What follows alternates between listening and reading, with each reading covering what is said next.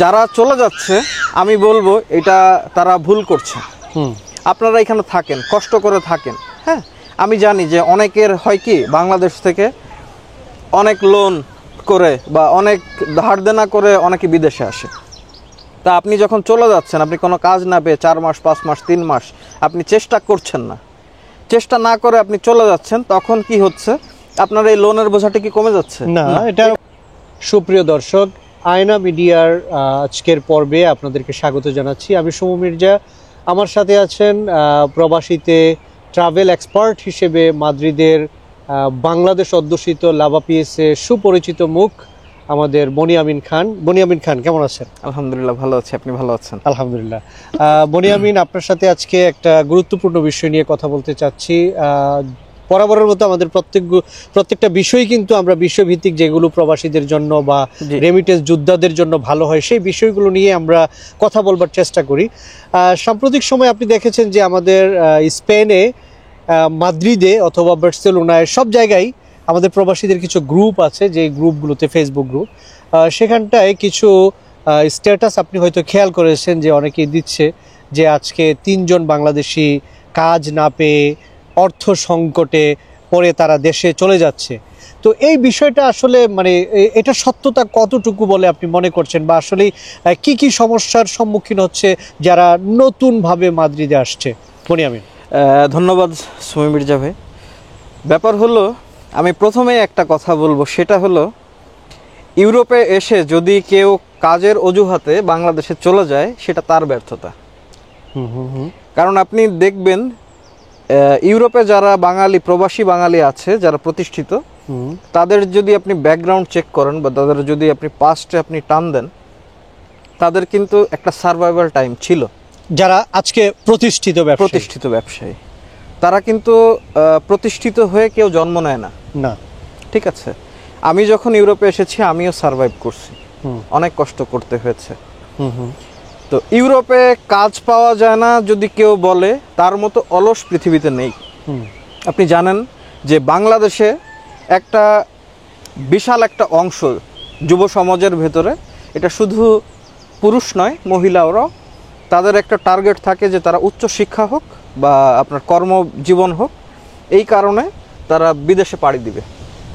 তো আপনি স্বপ্নের দ্বারগোড়ায় এসে যদি ফিরে যান, এটা আপনার ব্যর্থতা ছাড়া আমি কিছু বলবো না। এইখানে কাজ পাওয়ার একটু টাফ, হ্যাঁ আমি মানছি যে স্পেনে বর্তমানে মাদ্রিদে হোক, বার্সেলোনা হোক, বিভিন্ন সিটিতে হোক, প্রচুর পরিমাণের প্রবাসীরা আসছে, যেহেতু কাগজের যে ব্যাপারটা এটা শিথিল করে দিয়েছে, তারা সহজ করে দিয়েছে। কাজের সংকট আছে, তো এইটা আর থাকবে, আপনাকে কাজ খুঁজতে হবে। এখানে অনেকগুলো মাধ্যম আছে, গ্রুপ আছে, বিভিন্ন ট্রাভেল এজেন্সি অ্যাড দেয়, বিভিন্ন, এইগুলো কিন্তু আপনার বিনামূল্যে, তারা কোনো টাকা পয়সা কোনো কিছু নেয় না। তো আপনি চাইলে এইগুলো অ্যাড দিতে হবে। আপনি মসজিদে যান, যারা আছেন অন্য ধর্মের, তারা মন্দির বা গির্জায় গেলে বিভিন্ন মানুষের সাথে পরিচয় হন, ইন্টারাক্ট হলে দেখবেন যে আপনার কাজ একটা পেয়ে যাবেন আপনি। ঠিক আছে, কিন্তু আপনি যদি সারাদিন ঘরে বসে থাকেন, ফেসবুকে স্ট্যাটাস দেন বা একে ওকে বলেন, ইউরোপে আসলে আপনি একটা জিনিস চিন্তা করবেন যে যখন আপনি বিদেশে আসেন, বিদেশে আসার পরে আপনি একজন যোদ্ধা। ট্রু। ঠিক আছে, তখন আপনাকে সব কিছু নিজের করতে হয়। ঠিক আছে, তো আপনার কাজ খোঁজার ব্যাপারটা হলো যে আপনাকে নিজে খুঁজতে হবে, আপনাকে নিজে রাস্তায় আসতে হবে, আপনার মানুষের দ্বারে দ্বারে গিয়ে বলতে হবে, মানুষের দ্বারে দ্বারে গিয়ে আপনার সিভি আপনাকে দিতে হবে। ইউরোপে ভাই আপনি তো দেখতেছেন কাজের কিন্তু অভাব নেই, কাজ আছে। এখন আপনি বাংলাদেশে কি ব্যাকগ্রাউন্ড ছিল, আপনার বাংলাদেশে কি শিক্ষা নিয়ে এসেছেন, এইটা কিন্তু এইখানে কোনো ভ্যালু করে না।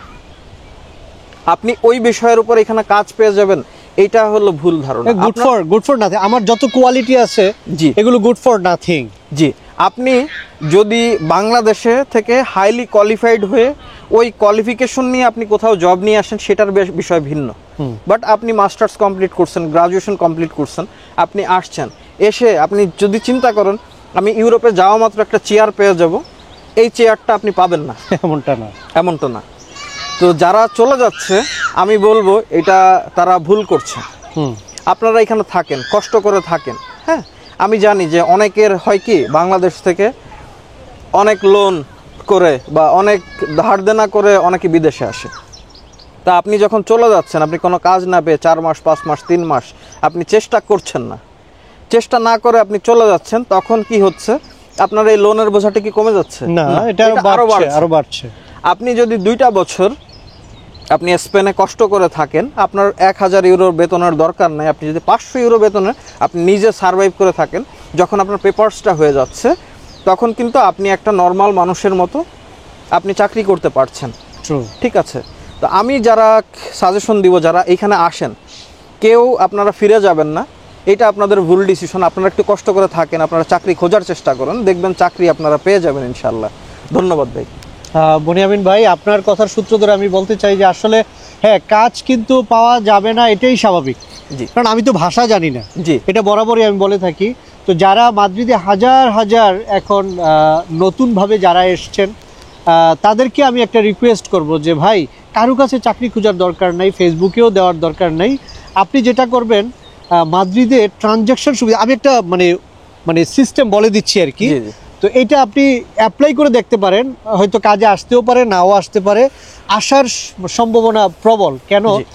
যে আপনি দেখেন, আমাদের দেশে যেরকম আপনি এক জায়গা থেকে আরেক জায়গায় গেলে অনেক টাকা খরচ করতে হয়, এখানে মাত্র 21 টাকা 80 পয়সা, 21.80 ইউরো আপনি খরচ করলে কিন্তু একটা ট্রাভেল কার্ড পাচ্ছেন এজনের জন্য। হ্যাঁ, এজুনের জন্য। আপনার এজুনটাই দরকার। জি, তো সেই জায়গায় আপনি বাসায় না থেকে বা কোনো জায়গায় গিয়ে সময় নষ্ট না করে, আপনি মাদ্রিদের যতগুলো বাস আছে সবগুলো বাসে আপনি চড়বেন, সকালে উঠবেন, এবং আপনি এই বাস যেখানে যায়, বড় বড় যেই স্টপেজগুলো থাকে বা মানুষ যেখানে বেশি, সেই জায়গাগুলোতে আপনি মানুষের সাথে পরিচিত হন, আপনার নাম্বারটা দিয়ে আসেন, যার দরকার সে কিন্তু আপনাকে নিবে।